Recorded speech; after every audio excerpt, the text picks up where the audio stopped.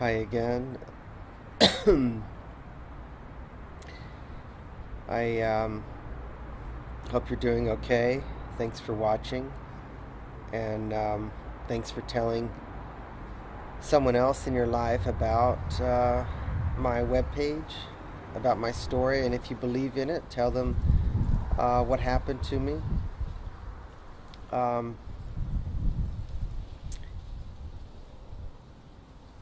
what is it?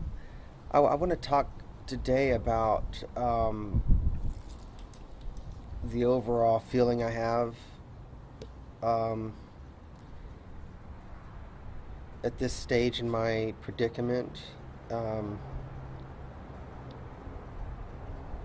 I compared to what I felt at other stages. I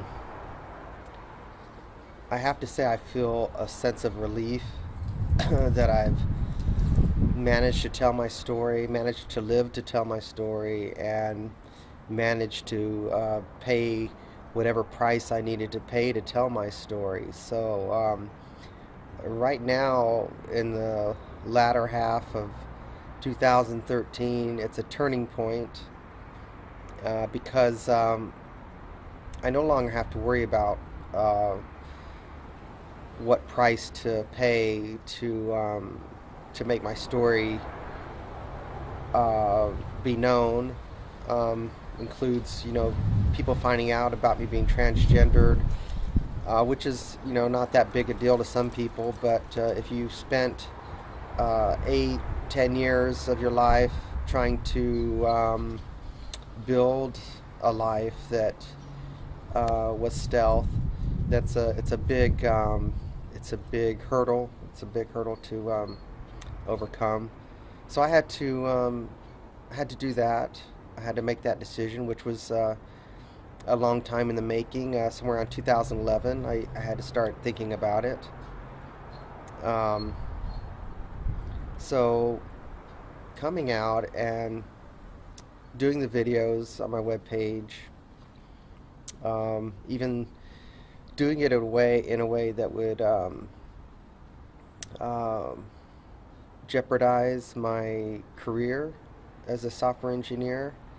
That was hard because I knew that I needed to come out with my real name to lend some credibility to my story, and it might affect my ability to find a job.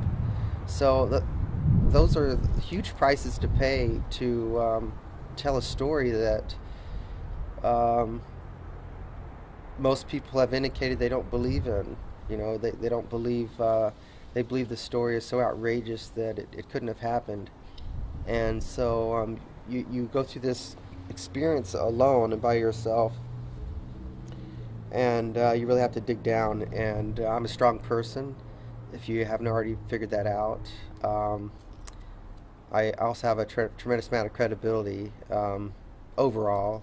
There's a part in my life where I had little to no credibility within the transgender community, um, and and certain other communities. I'm sure, um, like the medical community. If you walk into a hospital and you tell them you're transgendered, as if they can't figure it out by looking at your medical records, you are already a lower priority person. Um, some people argue that's nonsense, that hospitals really care about you and all that stuff. I can tell you I've been beat up by police. I've been discharged from a hospital for faking food poisoning. Um, uh, when I nearly died from food poisoning. So um, I I would beg to differ. That they really care about transgender people.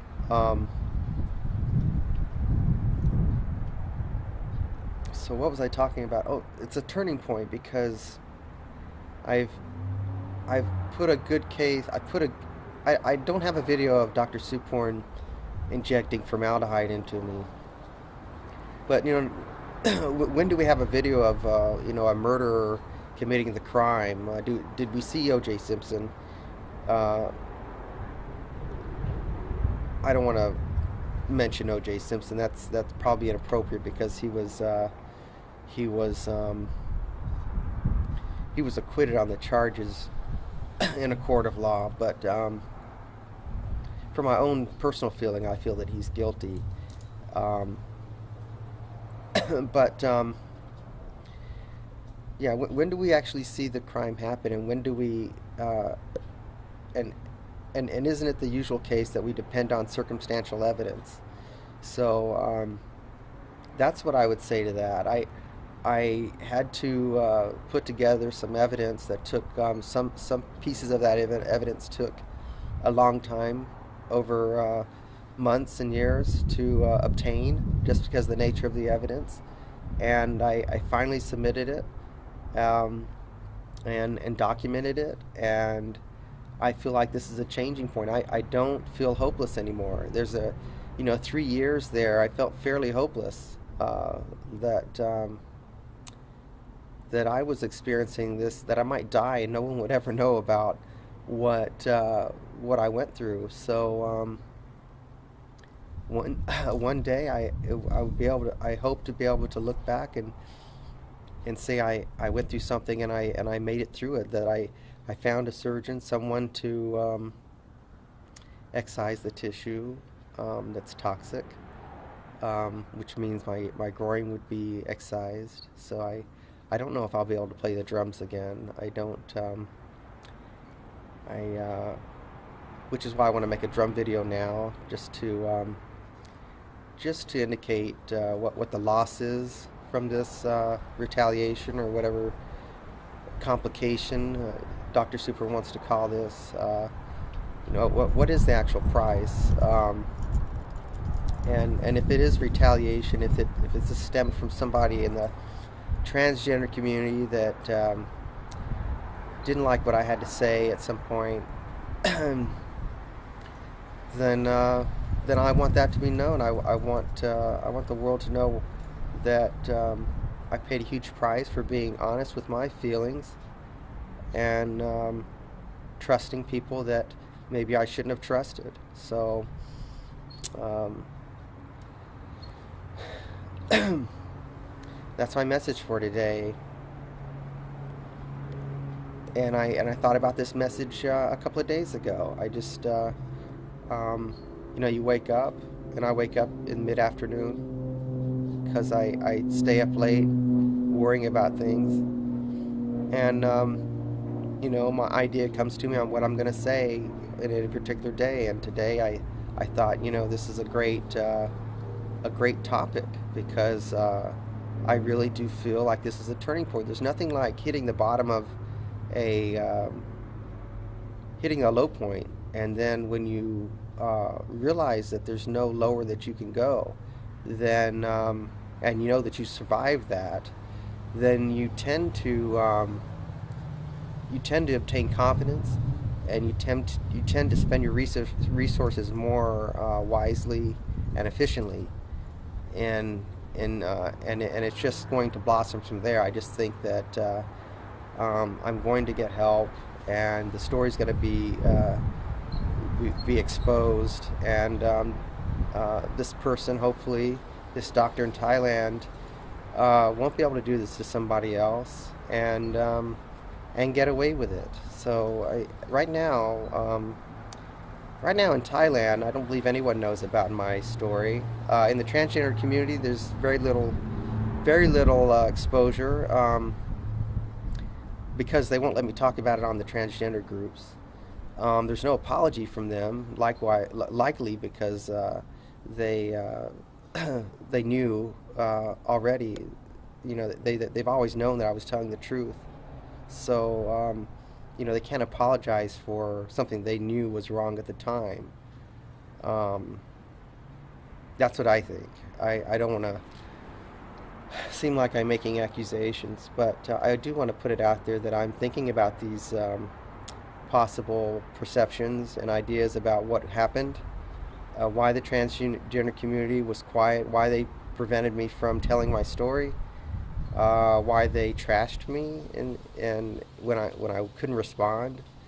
Um, it was really they really shut me up and really defamed me, saying I was crazy because this doctor would never do something like this, and saying that I'm crazy and saying that I don't know what I'm talking about.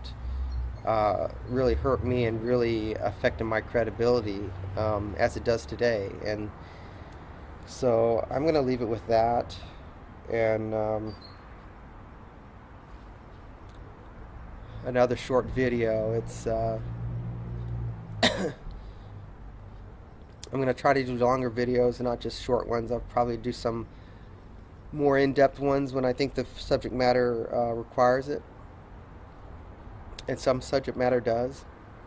I still want to make a website where I talk about what's happening in America, what's happening to our medical industry and healthcare industry, and why how they can completely not mistreat or undiagnose, completely undiagnose and leave a patient out to suffer without any medical intervention. And they do that at every level, at the hospital, at the doctor, at the radiologist clinic. Every level is corrupt. From the technician that does the report on the images. I have serious doubts about their honesty, and I don't know if I have evidence to show their dishonesty. I definitely have a voice recording of a doctor's office where a doctor said my tissue was rubbery, and then in the final report that got in my medical record, that was omitted. And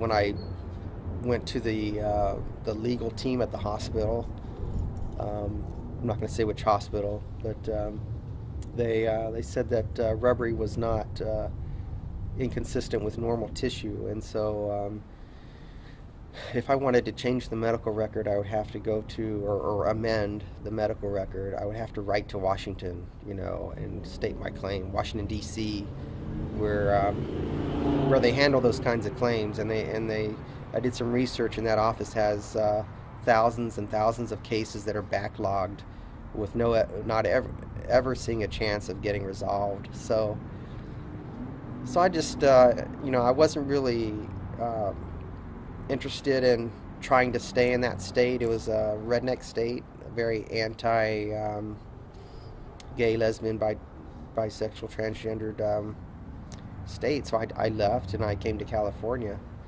in 2011. So thank you for watching, for listening. It's gonna turn around. I've gone through the low point, and I feel confident every day about what I have to tell the world, and about my credibility. Feeling good about my credibility increasing. Credibility is a perception. It doesn't mean someone isn't truthful. It just means that people don't perceive that person as being truthful. Now, I've always been truthful. I'm talking about whether people see me as truthful, and that's called credibility. So I've been talking about credibility a lot lately, and being transgendered, being stealth without any social life is another topic. You're really starting from zero credibility because there's no advocate for you. There's no one in your life to say enough is enough. I'm going to support you. I mean, there's none of that. So that's a subject I want to talk about in our next series, our next presentation, next video. Okay. Stephanie Crow, day 1600 and something. I think it's 1611, maybe 1612, and it's December 20. December 29th, I think. Tomorrow is Monday, and there's a girl in California, a 12-year-old girl, 13-year-old girl, that her name is Jahi McMath, and she's suffering from, well, they're saying she's dead because of some brain death, but she went in for a tonsillectomy, and they screwed up somewhere, and they're claiming she's brain dead, and they're pulling the plug on her life support on Monday because the court said they could do it. Not that they had to, but the court said they could remove the life support. And I suppose a hospital that's facing medical malpractice, lawsuit, and climbing health bills for a brain damaged child would want to pull the plug. So that's happening tomorrow, and I would hope that you would lend your support to them. They have a Facebook page. Keep Jahi McMath on life support is the name of that. So have a good day, and God bless.